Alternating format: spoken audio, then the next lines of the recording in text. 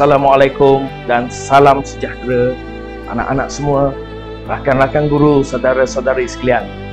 Dalam sesi kali ini, saya akan berkongsi tentang satu peristiwa yang paling bermakna dalam lipatan sejarah negara kita, iaitu tentang topik pemasyhuran kemerdekaan Tanah Melayu bab 10 tingkatan 4. Topik ini membawa kita menyelami saat kebangkitan maruah bangsa, apabila rakyat bangun bersama menuntut hak dan kebebasan selepas berabad-abad dijajah. Cuba bayangkan, kita berada di Stadium Merdeka pada 31 Ogos 1957. Tapi sebelum itu kita melihat pada garis masa kemerdekaan, peristiwa utama yang berlaku daripada tahun 1946 hingga tahun 1957. Setelah pemasyhuran kemerdekaan, kita terima dengan ungkapan merdeka sebanyak 7 huruf.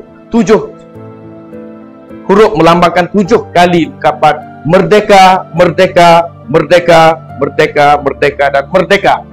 Okey, saat Tunku Abdul Rahman melaungkan ungkapan ini, bergema ke seluruh negara.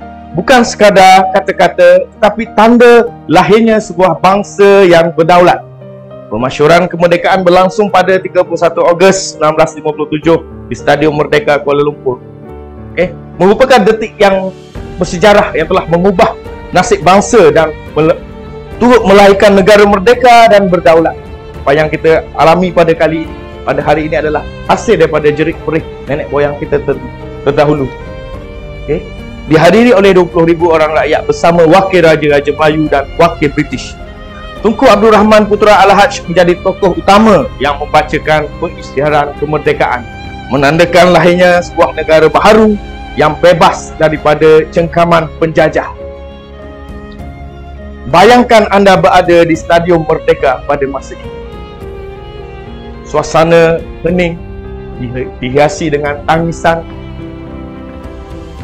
kegembiraan penduduk tanah Melayu, menandakan kita bebas daripada cengkaman penjajah. Ketika bendera Union Jack diturunkan dan jalur gemilang dinaikkan buat kali pertama, suasana menjadi hening seketika. Rakyat menunduk penuh syukur. Lagu negaraku berkumandang buat kali pertama, membawa semangat baharu kepada seluruh warga tanah Melayu. Dalam ucapannya, Tunku Abdul Rahman menegaskan bahawa kemerdekaan ini dicapai melalui rundingan, perpaduan dan kerjasama antara kaum penduduk tanah Melayu pada masa tersebut. Ia bukan dicapai melalui kekerasan. Tetapi yang pentingnya kita melihat latar belakang peristiwa yang melibatkan delegasi kemerdekaan, yang melibatkan pelbagai kaum, menandakan kemenangan satu bangsa. Bukan satu bangsa, tetapi kejayaan seluruh rakyat yang melambangkan perpaduan penduduk tanah Melayu pada masa itu. Kemerdekaan yang kita kecapi bukan hasil daripada perjuangan individu, bukan juga daripada kekerasan. Yakni ia menunjukkan kepada kita bahawa di belakang Tunku sendiri berdiri semangat perpaduan melibatkan tokoh-tokoh kemerdekaan daripada bangsa lain, India, China dan bangsa-bangsa yang cintakan kepada perdamaian, keamanan di tanah Melayu itu sendiri. Tokoh-tokoh seperti Tun Abdul Razak, Tun H.S. Lee, B.T. Sambatan, dan tidak lupa juga Tun Tan Cheng Lock. Mereka sememangnya telah berkorban masa, idea, buah fikiran dan tenaga. Dan ini kita tidak boleh lupakan tentang elemen perpaduan dan kerjasama kaum, iaitu merupakan nilai yang membawa lahirnya sebuah negara yang merdeka. Mereka berunding demi memastikan kemerdekaan dicapai secara aman dan diplomatik. Inilah bukti pada kita semua bahawa perpaduan kaum menjadi asas atau tunjang kepada kejayaan negara. Kemerdekaan juga membawa makna yang lebih dalam daripada sekadar bebas daripada penjajahan. Ia memberi kuasa kepada rakyat, pada pemimpin untuk menentukan masa depan sendiri. Kemerdekaan juga menuntut tanggungjawab yang sangat berat untuk memelihara keamanan menghormati undang-undang dan mengekalkan perpaduan di kalangan penduduk di tanah Melayu pada masa tersebut dan sehingga sekarang. Dalam konteks pendidikan anak-anak semua, inilah semangat yang kita ingin semai. Semangat yang inginkan keamanan, kemajuan dalam diri, untuk kita lebih menghargai tentang erti pengorbanan nenek moyang kita pada zaman-zaman sebelum ini, dan kita pastinya mementingkan nilai dan pengajaran rakyat yang berbilang kaum.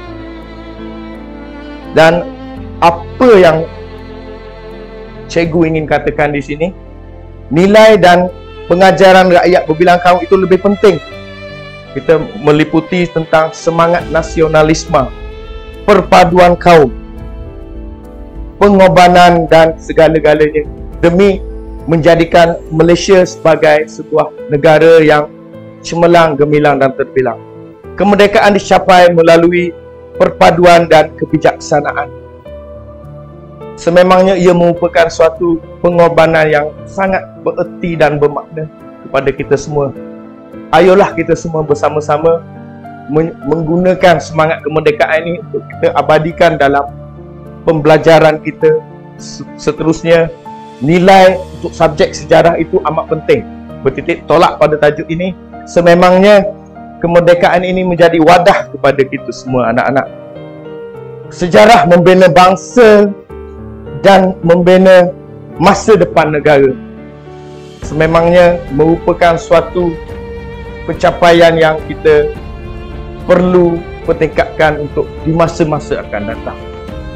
Sekian dulu wadah daripada saya untuk kita semua menyelami topik kemerdekaan ini. Yang penting bukan sekadar kita mempelajari sejarah untuk peperiksaan sahaja, tapi sememangnya nilai untuk subjek sejarah itu amat penting untuk kita selami erti dan pengorbanan bangsa dan pejuang-pejuang negara. Al-Fatihah kepada pejuang-pejuang negara, dan tidak lupa kepada kita semua supaya lebih mendalami pengajaran di masa akan datang. Sekian daripada saya. Salah silap, kurang kesemuanya harap maklum, dan untuk kita pertingkatkan di masa-masa akan datang, semoga kita semua dapat menyelami erti kemerdekaan kepada kita semua untuk menjadi lebih cemerlang di masa akan datang. Cikgu doakan kepada semua supaya menjadi yang terbaik demi bangsa dan negara kita. Assalamualaikum warahmatullahi taala wabarakatuh.